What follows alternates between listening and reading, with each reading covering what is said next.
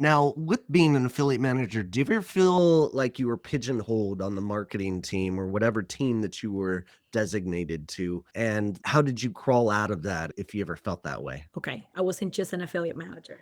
I Okay. was one of the few first girls in affiliate marketing. All I'm right. South American. I'm very short, very loud, very Latin. And I was this little ball of energy. So no one took me seriously. Oh my No. gosh. So I was like, okay, if no one is going to take me seriously, I have to know more than anyone. So I became super technical. I learned my own product inside out. I learned every implementation. I learned about APIs. I learned everything. And I was like, all right, when I get to a table, I have to have the biggest balls in the table.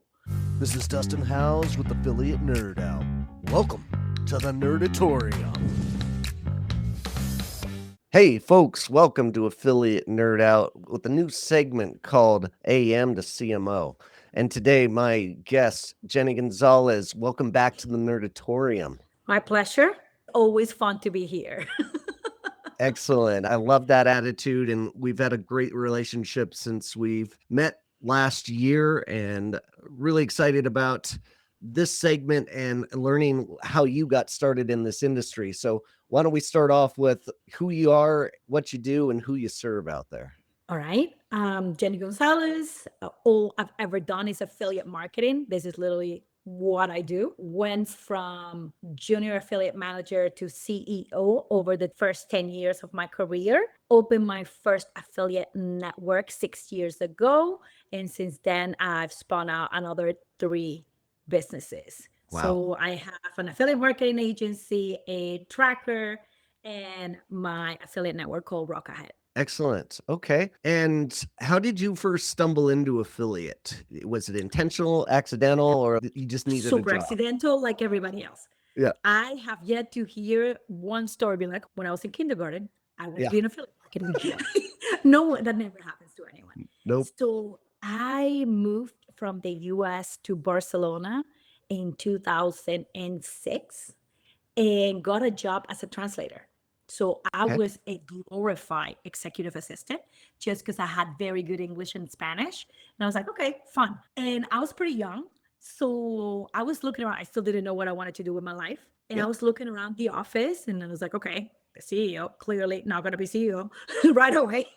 Let me see what other careers are in here. And I remember there was this one guy, and I always talk about him. Nobody understood what he did. This kid had 2 years less than I did.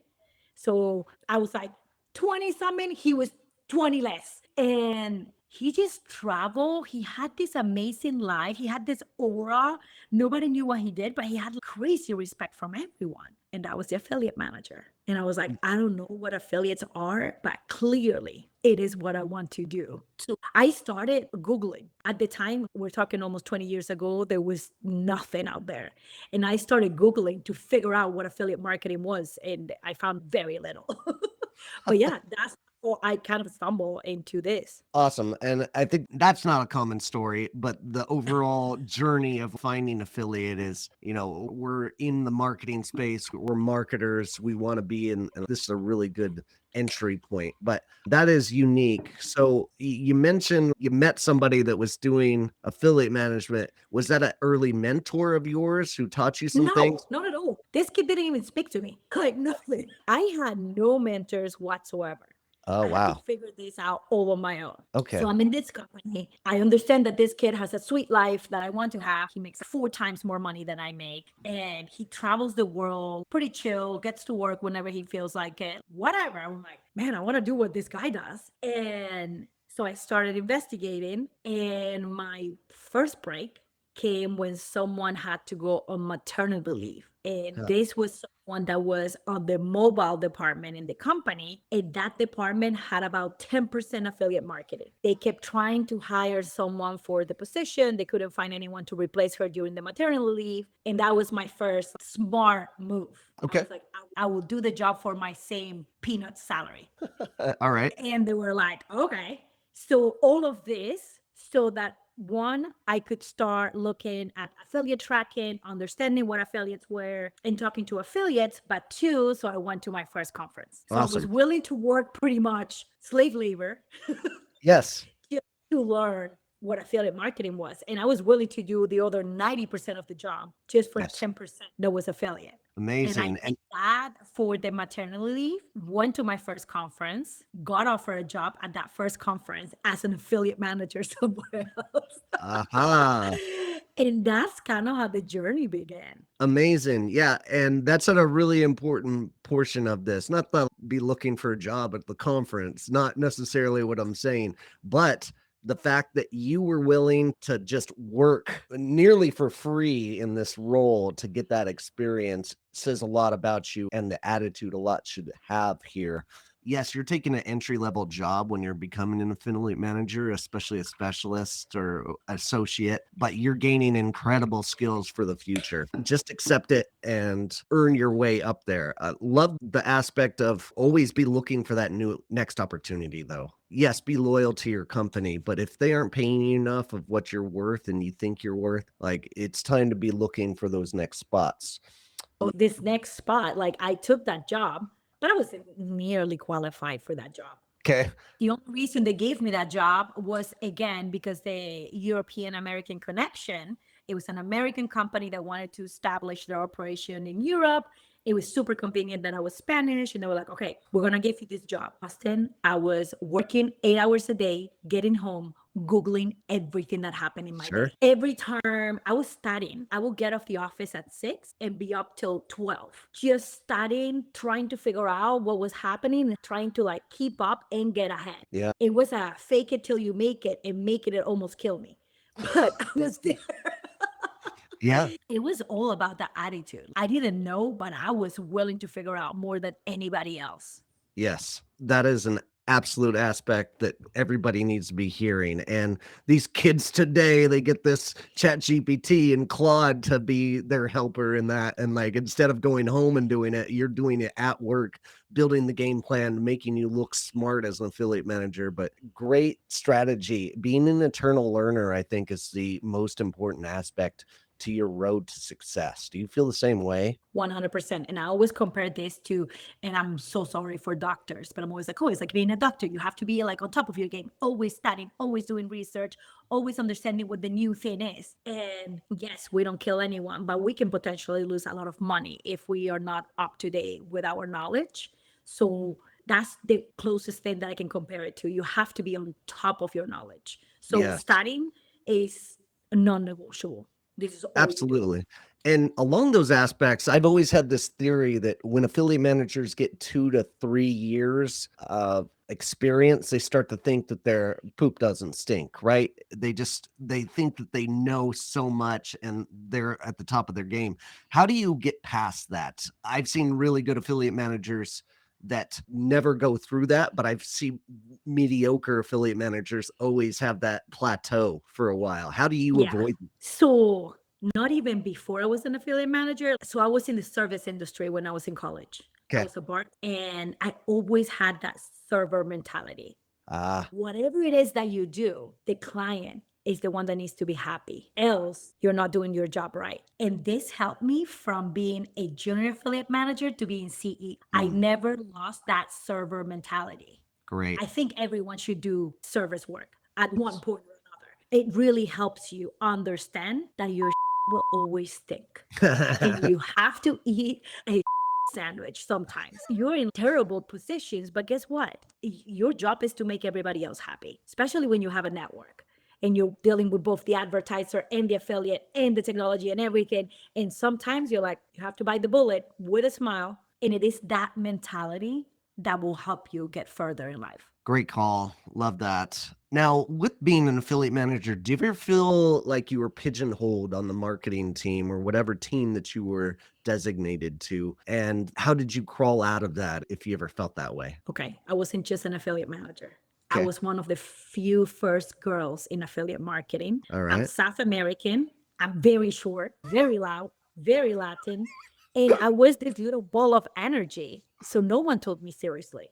Oh my No. gosh. So I was like, okay, if no one is going to take me seriously, I have to know more than anyone. So I became super technical. I learned my own product inside out. I learned every implementation. I learned about APIs. I learned everything.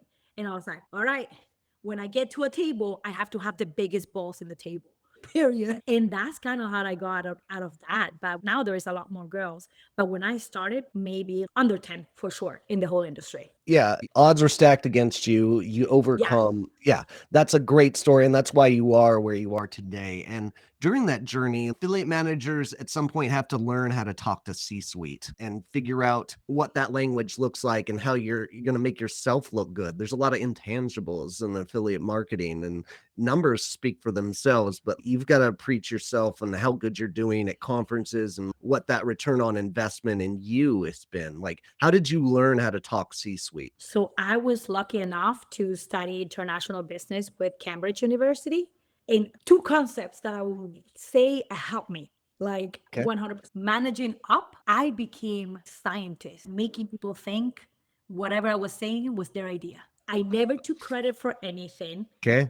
I would talk in a way that when they repeat it back to me, oh my God, that's great.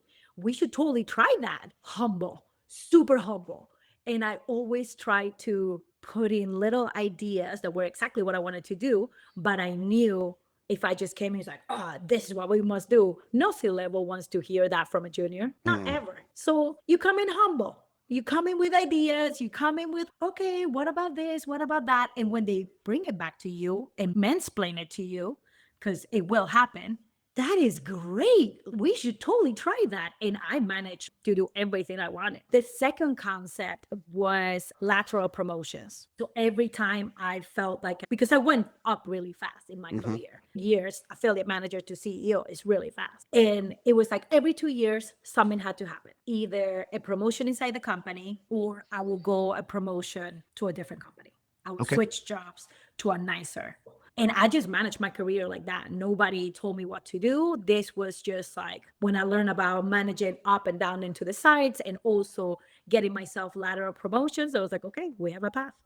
Yeah. Well, that brings me to the next portion. One of the biggest hurdles to get to that C-suite is diversifying outside of the affiliate channel, right? Natural growth and progression is kind of go into partnerships and expanding strategic partnerships. What was your journey, or what would you suggest for people to move on into learning digital, display, programmatic, organic, all the other things that are going to make you a viable CMO in the future? Okay, so I never looked at affiliate marketing as a closed off silo. Okay. Whenever I was managing a program, I was trying to figure out how does it work with everything else, with all of the acquisition. Let me talk to the CMO. Let me compare numbers. Like, how is PR doing? How is organic doing? How is, email doing? I want to understand everything and see where I stand and how I can contribute with the other departments. So again, always trying to learn. I went from affiliate marketing to marketing manager to then sales manager. It was all over the place. To then VP of sales and marketing, and eventually to CMO. So I went the marketing way. But it was because whatever I did, I was trying to soak up all the knowledge from all the other departments and understand how all the pieces of the puzzle fit together, and using that to make the affiliate department better. Amazing. Okay.